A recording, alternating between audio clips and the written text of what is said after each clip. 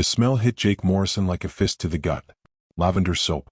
Sweet and clean, cutting through the morning air thick with coffee grounds and bacon grease. His hands froze over the cast iron skillet, the wooden spoon trembling between his calloused fingers. That smell. It had been 3 years since he'd caught even a whisper of it. 3 years since he'd buried an empty coffin and told his children their mother had gone to heaven. 3 years of learning to braid Sarah's hair with rope-rough hands and teaching Tommy to read by lamplight after 14-hour days on the ranch. The bacon hissed and spat in the pan, but Jake couldn't move, couldn't breathe, because that smell meant only one thing. She was back. The year was 1887, and the Montana Territory stretched endless and unforgiving beyond the windows of the Morrison homestead. Out here, 20 miles from the nearest town of Copper Creek, a man learned to trust his instincts or he didn't survive long. And every instinct Jake possessed screamed that his carefully constructed world was about to shatter like glass. Pa. 8-year-old Sarah's voice drifted from the main room. There's a lady at the door.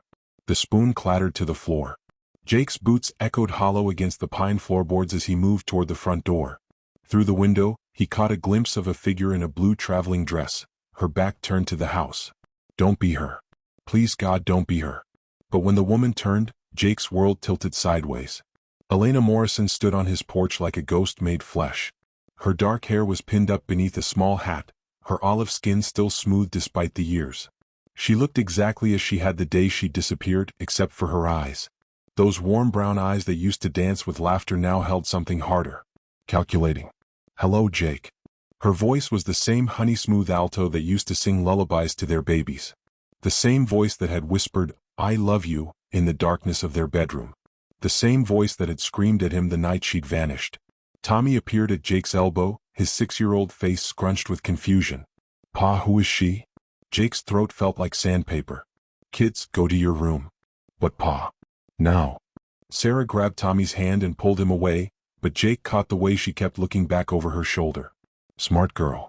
Too smart for her own good sometimes. Elena stepped closer and Jake noticed something glinting at her throat. A silver locket. Their locket. The one he'd given her on their wedding day, engraved with their initials intertwined like their lives once were. You kept it, he said, his voice barely above a whisper. Her hand moved to the jewelry, fingers closing around it protectively. Some things are too precious to leave behind. But not your children, he thought, the words bitter as alkali water. Not us. Elena's gaze swept over the homestead, taking in the new chicken coop Jake had built, the vegetable garden Sarah tended with religious devotion, the rope swing hanging from the old oak tree where Tommy spent his afternoons. You've made improvements, she said. Had to. Life doesn't stop just because. He couldn't finish the sentence.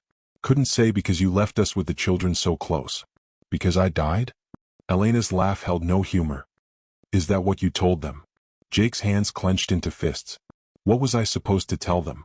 That their mother ran off in the middle of the night without so much as a goodbye?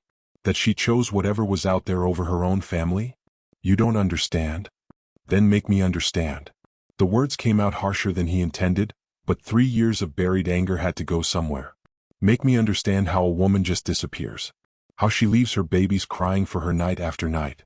How she lets her husband search every canyon and creek bed, thinking she was dead. Elena's composure cracked just for a moment. I had my reasons. Reasons.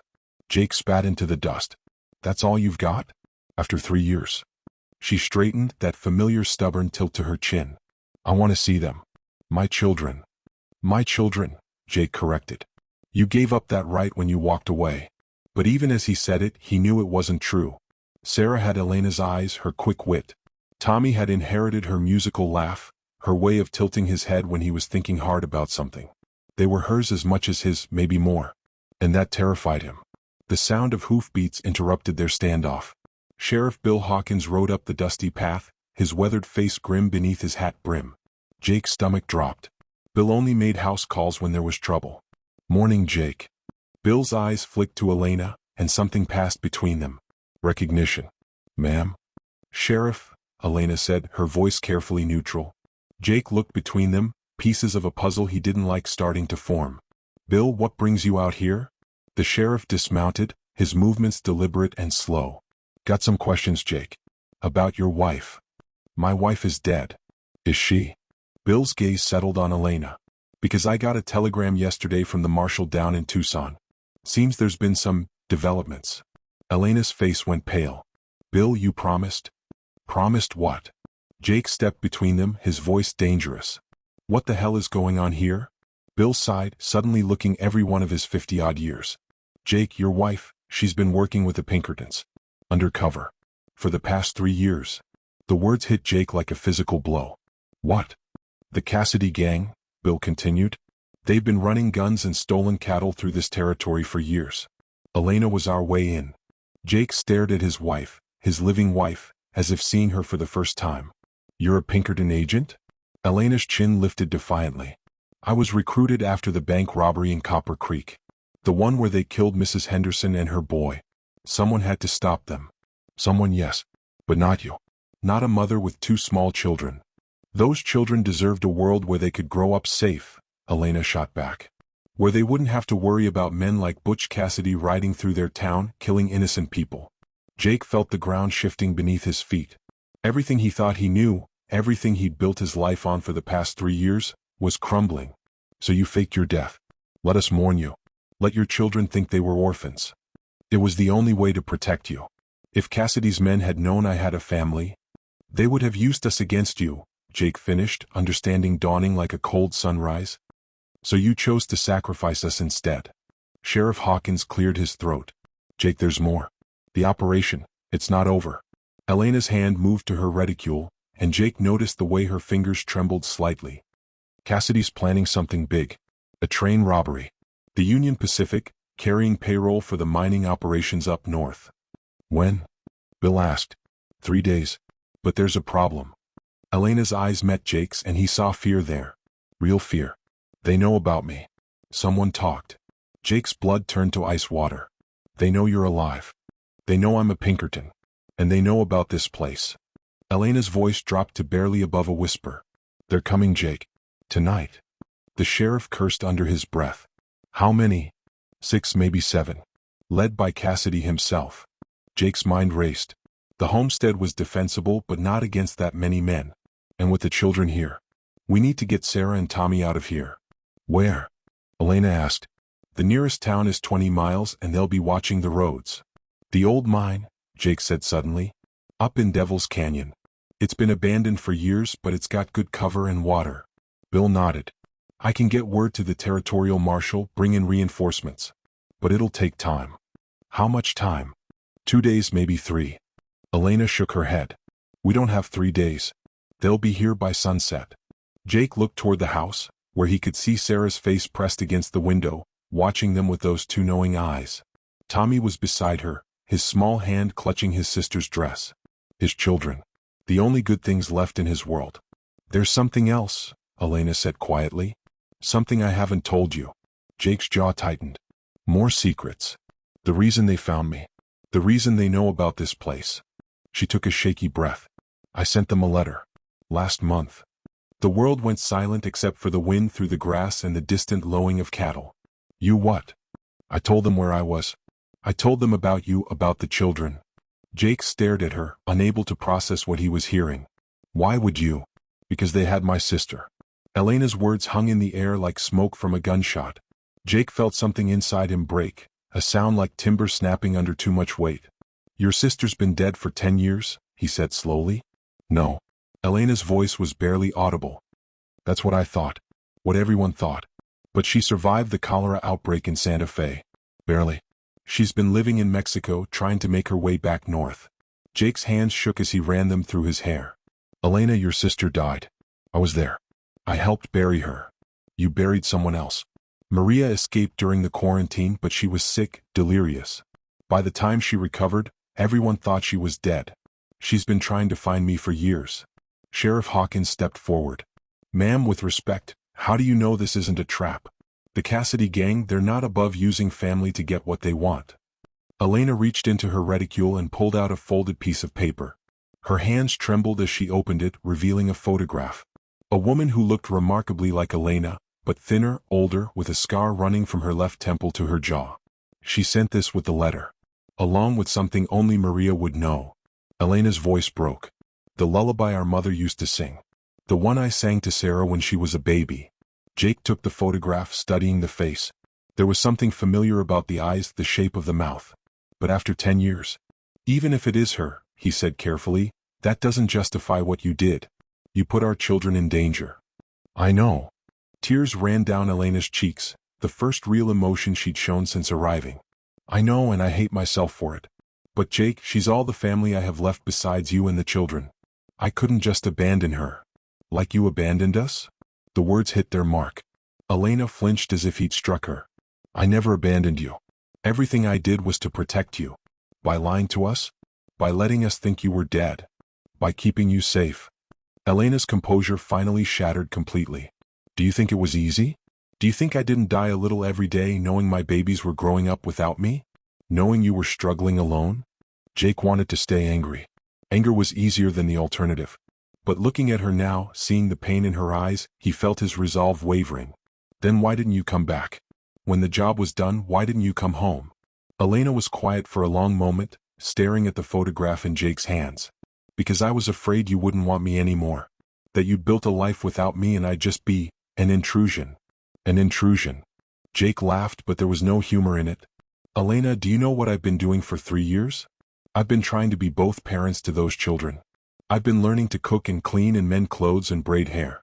I've been reading them bedtime stories and singing lullabies with a voice like a rusty gate. I've been trying to fill a hole the size of you and failing every single day. Jake. I've been dying inside, Elena. Every morning I wake up and for just a second I forget you're gone. I reach for you in bed or I hear Sarah laugh and think I should tell you about it. And then I remember and it's like losing you all over again. The silence stretched between them, heavy with 3 years of grief and longing and words that should have been said long ago. Sheriff Hawkins cleared his throat. Folks, I hate to interrupt, but we've got more pressing concerns. If Cassidy's men are coming tonight, we need to make some decisions. Jake looked toward the house again. Through the window he could see Sarah helping Tommy with something at the kitchen table. Probably his letters. The boy was struggling with reading, but Sarah was patient with him, just like Elena used to be. Just like Elena used to be. The mine, Jake said finally. We take the children to the mine and wait for reinforcements. All of us? Elena asked. Jake met her eyes. All of us. Whatever else has happened, whatever lies were told, those are still your children in there. And they deserve to know their mother isn't dead. Elena's face crumpled with relief. Thank you. Don't thank me yet, Jake said grimly. We still have to survive the night. As they prepared to leave for the mine, Jake went to the bedroom to pack supplies. He was stuffing clothes into a canvas bag when Sheriff Hawkins called from the main room. Jake, you need to see this. They hurried out to find Bill standing over an open saddlebag, his face grim. Inside were stacks of money, more cash than Jake had ever seen in one place. Where did this come from? Jake asked. Elena's face had gone white. It's not what you think. It's Pinkerton money, Bill said. Payment for services rendered. But Jake. He pulled out a telegram from beneath the cash. This came in an hour ago. From the territorial marshal. Jake took the telegram, his eyes scanning the words. With each line his heart sank deeper. Agent Morrison compromised stop operation terminated stop warrant issued for arrest stop suspected double agent stop. Jake looked up at Elena, the telegram trembling in his hands. You're working for them. For Cassidy. No. Elena's voice was desperate. Jake, no, you have to believe me. I would never. The money, Elena. The timing of your return. Your sister conveniently being captured right when Cassidy needs information about Pinkerton operations. It's not like that. But Jake was already backing away from her, his hand moving instinctively toward the gun at his hip. How long? How long have you been feeding them information? I haven't. Jake, please, you have to listen to me. Sheriff Hawkins had his own weapon drawn now, pointed at Elena. Ma'am, I'm going to have to ask you to come with me. No. Elena's voice cracked. The children, Sarah and Tommy, they're in danger because of me, yes, but not because I betrayed anyone. Because I tried to save my sister. Elena pulled out another letter, this one stained and wrinkled. Read it. Please just read it. Jake took the letter with shaking hands. The handwriting was feminine, shaky, but the words were clear. Elena, they have me. They know about your work with the Pinkertons. They want information about the next operation, or they'll kill me and come for your family. I'm sorry. I'm so sorry. I should have stayed dead. Maria. This could be forged, Bill said, but his voice lacked conviction. It could be, Elena agreed. But it's not. Jake, I swear to you on our children's lives, I'm not working for Cassidy. I made a mistake, a terrible mistake, but I was trying to save the only family I had left besides you and the children. The sound of approaching hoofbeats cut through the evening air. Jake moved to the window and felt his blood turn to ice. 7 riders were approaching the homestead, their faces hidden in the shadows of their hat brims. But Jake recognized the lead rider's silhouette. Butch Cassidy himself. "They're here," he said. Jake's mind raced as he watched the riders approach. 7 men against 1 sheriff, 1 woman of questionable loyalty, and a rancher whose primary concern was protecting 2 small children. The odds were not good. "The back door," he said quickly. "We can get to the horses, make a run for the mine." "They'll see us," Bill said. "And they'll run us down before we make it halfway." Elena moved to the window, her face pale but determined. "There's another way." "What?" "I go out there. I tell them I have the information they want. Buy you time to get the children away." Jake stared at her. "That's suicide." "Maybe. But it's the only chance Sarah and Tommy have." "No." Jake's voice was firm. "We don't split up. We don't sacrifice anyone. Jake, be practical. They want me, not you. If I give myself up, they'll kill you and then come for us anyway." Jake moved away from the window, his mind working furiously. There has to be another way. Sheriff Hawkins was checking his ammunition. "We could make a stand here. The house is solid, good sight lines." "With children inside?" Elena shook her head. "If shooting starts." Jake closed his eyes, thinking. The homestead was defensible, but not against 7 men. The mine was safe, but they'd never make it there alive. And giving Elena up to Cassidy was not an option, no matter what she'd done. "Think, Jake.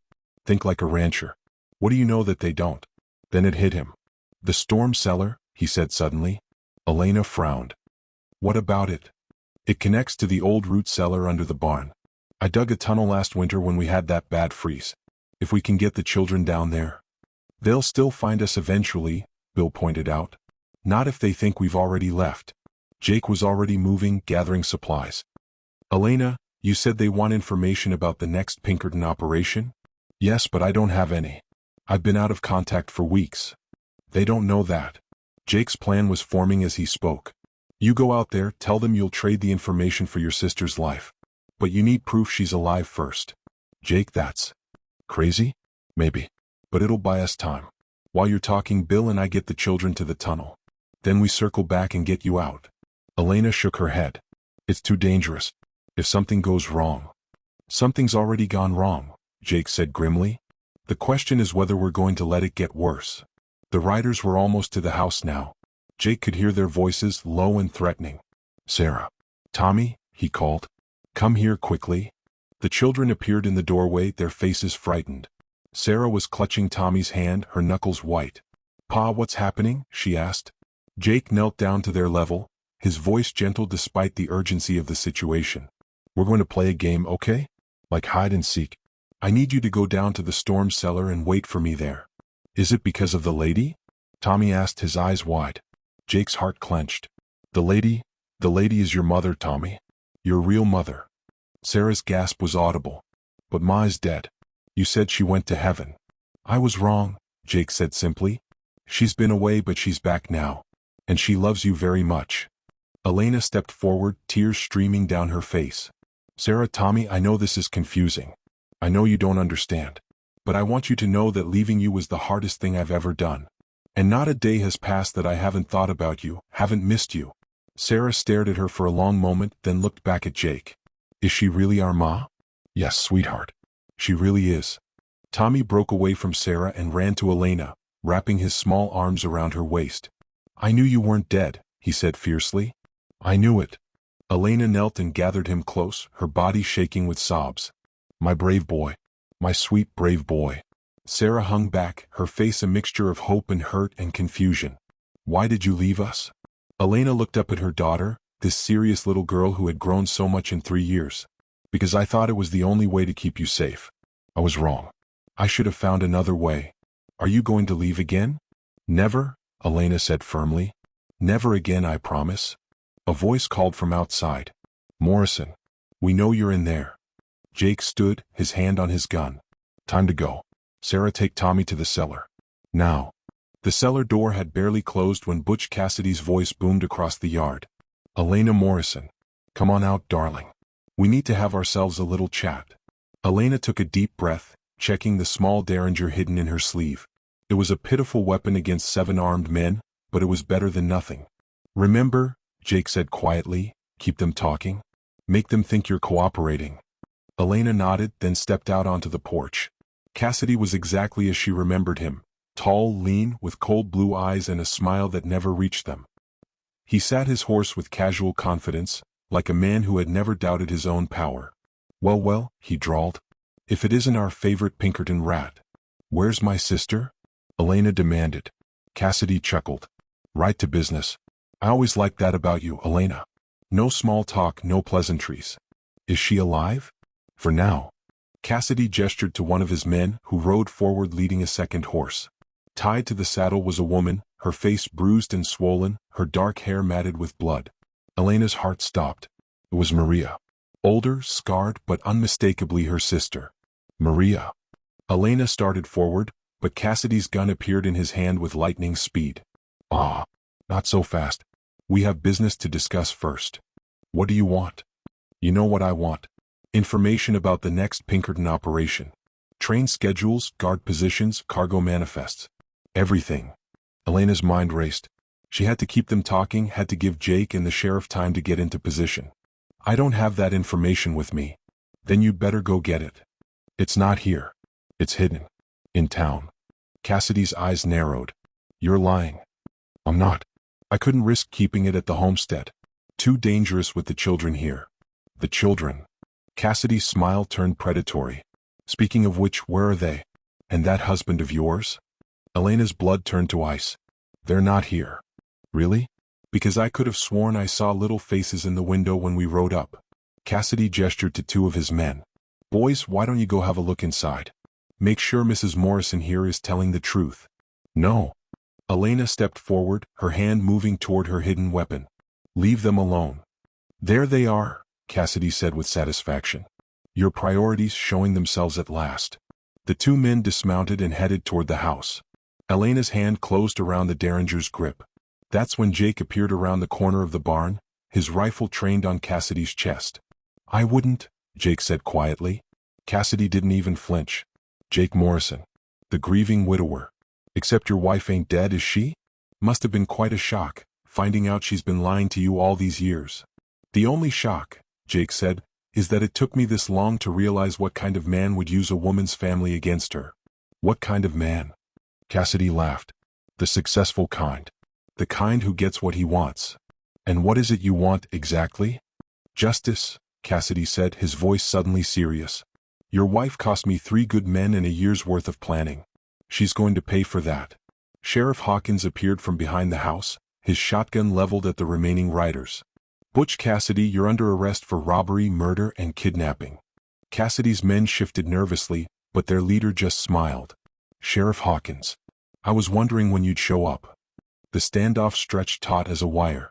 7 guns against 3 with innocent lives hanging in the balance. Elena made her choice. I'll do it, she said suddenly. I'll get you the information you want. Elena, no, Jake said. It's the only way. Elena's voice was steady, resolved. But I want guarantees. My sister goes free. My family is left alone. And you leave this territory and never come back. Cassidy considered this. Tempting. But I think I'll just take what I want and kill everyone who might cause me trouble later. He raised his gun toward Jake. Elena drew the derringer and fired. The small bullet caught Cassidy in the shoulder, spinning him around in his saddle. His own shot went wide, splintering the porch railing. All hell broke loose. Jake's rifle boomed, dropping one of Cassidy's men. Sheriff Hawkins' shotgun roared, taking down another. The remaining riders scattered, seeking cover behind the water trough and the barn. Elena dove for the porch, bullets whining over her head. She could hear Maria screaming, still tied to the horse that was now rearing and plunging in terror. The children. Elena shouted over the gunfire. Jake, the children. They're safe. Jake called back, working the lever of his rifle. Stay down. But Elena was already moving, crawling across the yard toward her sister. A bullet kicked up dirt inches from her face, but she kept going. She reached the terrified horse and began working at the ropes binding Maria. Her sister's eyes were wide with fear and pain, but she was alive. Elena, Maria gasped. I'm sorry. I'm so sorry. Don't talk, Elena said, her fingers flying over the knots. Save your strength. A shadow fell over them. Elena looked up to see Butch Cassidy standing there, his left arm hanging useless at his side, his gun in his right hand pointed at her head. You always were too clever for your own good, he said. Elena stared up at him, her hands still on the ropes. If you kill me, you'll never get what you want. Maybe. But I'll have the satisfaction of watching you die. The gun roared. But it wasn't Cassidy who fired. Jake's bullet took the outlaw leader center mass, spinning him around and dropping him to the ground. He tried to raise his weapon one more time, but the strength was already leaving his body. That's for my family, Jake said quietly. The remaining riders, seeing their leader down, threw down their weapons and raised their hands. Sheriff Hawkins moved in to secure them while Jake ran to Elena and Maria. Are you hurt? He asked, his hands checking Elena for wounds. I'm fine, she said, though she was shaking like a leaf. Maria needs a doctor. Jake looked at Elena's sister, taking in the bruises and cuts, the obvious signs of rough treatment. We'll get her to town. Doc Peterson will fix her up. As Jake helped them both to their feet, Elena heard a sound that made her heart soar. Ma. Sarah and Tommy came running from the house, having emerged from the cellar when the shooting stopped. They threw themselves into Elena's arms and she held them close, breathing in their familiar scent of soap and sunshine and childhood. I thought we lost you again, Sarah whispered. Never, Elena said fiercely. I'm never leaving you again. Jake watched his family reunite, his heart full of emotions he couldn't name. Relief, joy, love, and something else. Something that felt like hope. 3 weeks later, Elena stood in the kitchen of the Morrison homestead, teaching Sarah how to make her grandmother's cornbread recipe. The smell of baking bread filled the air, mixing with the scent of coffee and the sound of Tommy's laughter from the yard where he was playing with a new puppy. Maria sat at the kitchen table, her injuries healing slowly but surely. The doctor had said she'd make a full recovery, though the scars would always remain. Ma, it's not rising right, Sarah said, frowning at the bowl of dough. It takes time, Mija, Elena said, using the Spanish endearment her own mother had favored. Good things can't be rushed. Jake appeared in the doorway, his hat in his hands, his face serious. Elena felt her stomach clench. They'd been dancing around each other for weeks, polite and careful, like strangers learning to be friends. Can we talk? He asked. Elena nodded, wiping her hands on her apron. Sarah watched the bread. I'll be right back. They walked out to the porch, where the evening air was soft and sweet with the scent of wildflowers. For a moment, neither of them spoke.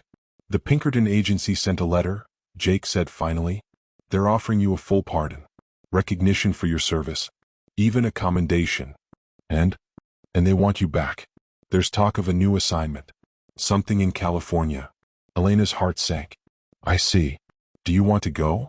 The question hung between them like a bridge neither was sure they could cross. Elena looked out over the ranch at the life Jake had built while she was gone. Do you want me to go? She asked quietly. Jake was quiet for a long moment. 3 weeks ago I would have said yes. 3 weeks ago I was so angry, so hurt, I couldn't see past my own pain. And now? Now I see a woman who made an impossible choice. Who tried to save everyone and nearly lost everything in the process. Jake turned to face her. I see the mother of my children. The woman I fell in love with. The woman I never stopped loving even when I thought she was dead. Elena felt tears prick her eyes. Jake.